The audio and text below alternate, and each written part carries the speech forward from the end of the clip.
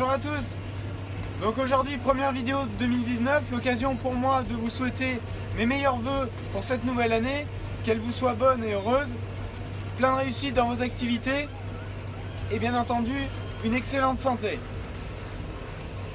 Première vidéo, je vais vous présenter du vibroculteur, vous allez voir quelques nouveautés, les premières nouveautés de l'année, mais aussi un petit lifting sur les génériques.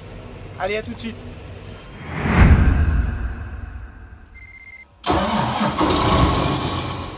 Comme vous l'avez vu en fin d'année, j'ai terminé les semis, terminé également les labours, toutes les préparations de sol profond pour les cultures de printemps ont été faites également.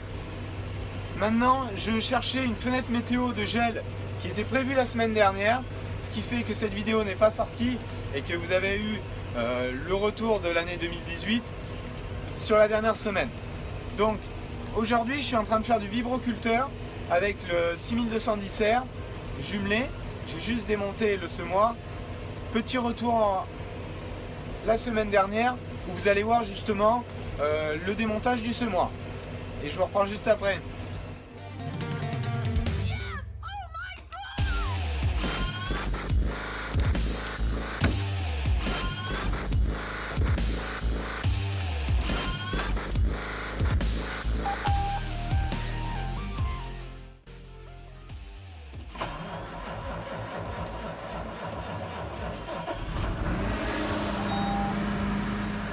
Démarrage un petit peu laborieux étant donné que ça fait pas bien chaud et qu'il n'a pas démarré ces derniers jours et j'avais oublié de mettre le coupe-batterie les premiers jours de gel justement. Donc on va dételer le combiné de semis, déposer tout le tuyau qui est le long du tracteur, déshabiller tout ça étant donné qu'on a fini les semis complètement et on va aller atteler le vibroculteur. Le but c'est d'aller continuer des préparations de betteraves et d'arracher toutes les repousses de blé qui ont poussé suite aux dernières pluies étant donné que quand j'ai fait les 2 passages de caratte, il n'y a jamais eu d'eau entre, donc toutes les repousses de céréales et adventices sont levées après, donc on va essayer de détruire tout ça sur le gel.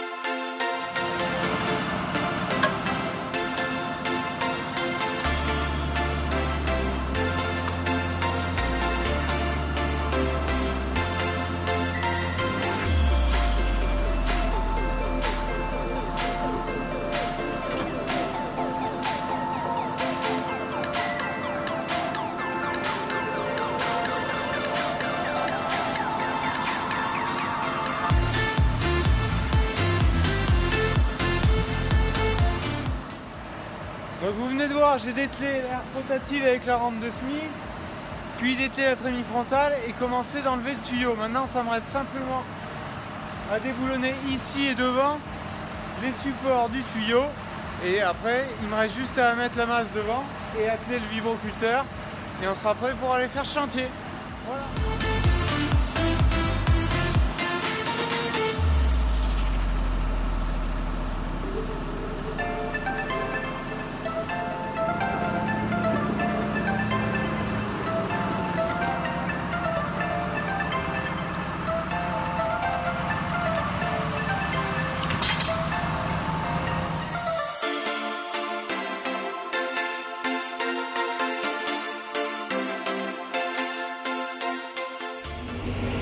Donc dans les nouveautés, comme vous le voyez en ce moment à l'écran, première nouveauté, la mise en route de la GS 4640, la nouvelle console que je me servirai prioritairement dans tous mes tracteurs.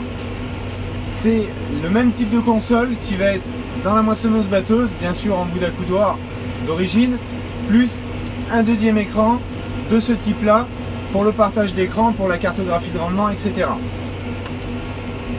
Donc ça, je vous la présenterai un petit peu mieux.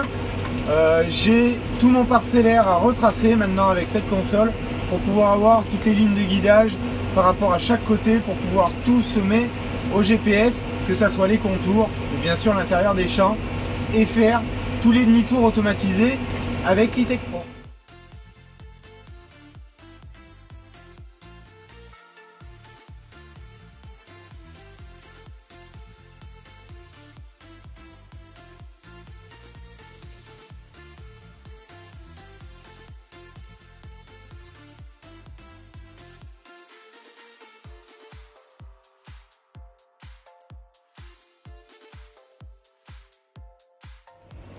Comme vous le voyez, je vous mets un petit rush là en bas.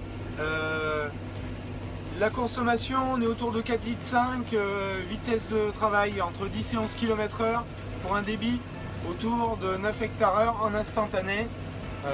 Donc comme vous l'avez vu sur le direct qui a été tourné hier soir à 23h30 à peu près. Bon, j'ai travaillé toutes les nuits, là j'en suis à 67 hectares.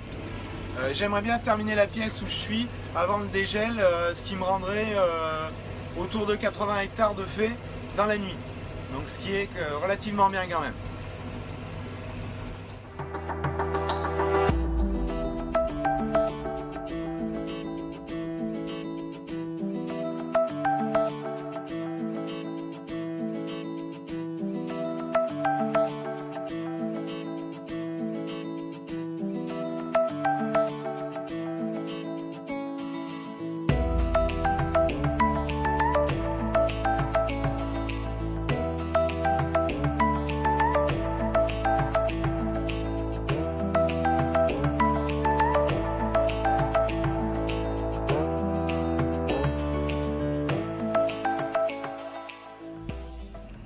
Et donc le jour s'est levé, je suis presque arrivé déjà à mes 80 hectares et la parcelle est grandement attaquée.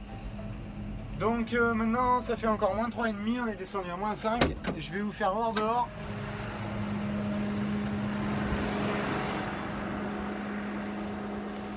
Donc là vous voyez sur le vibroculteur qu'il y a de la terre.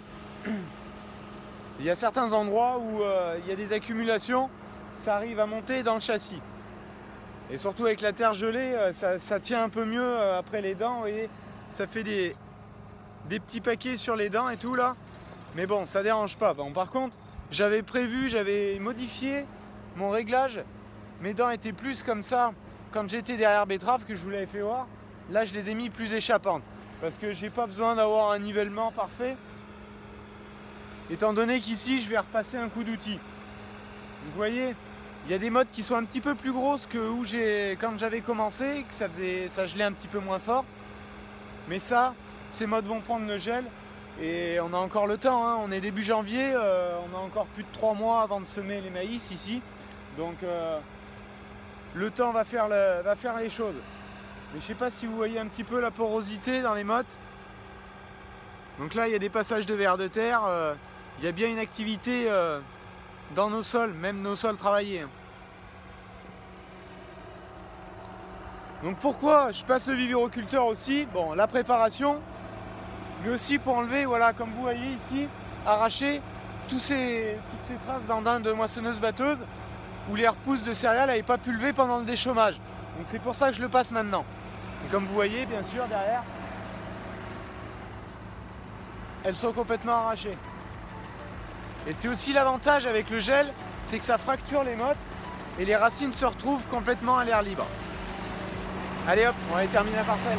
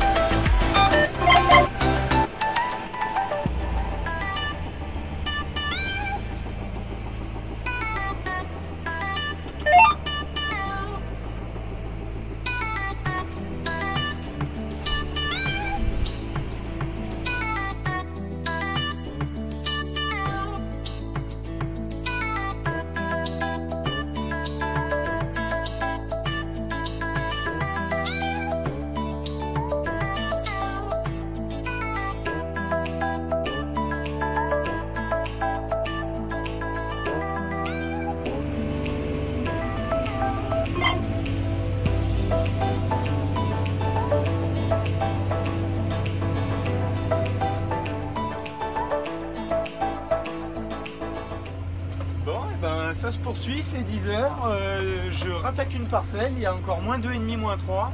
Je suis à côté de l'exploitation, ça fait un tout petit peu plus chaud et la terre elle se travaille un petit peu mieux, c'est un petit peu moins motu que où j'étais précédemment, qui était dans la vallée, là en fond. Donc je vais essayer de faire ces 14 hectares là et j'aurai fini de faire le premier passage sur le site qui est proche de l'exploitation. Après le reste, on verra plus tard au mois de février, voire mars. Allez, on continue.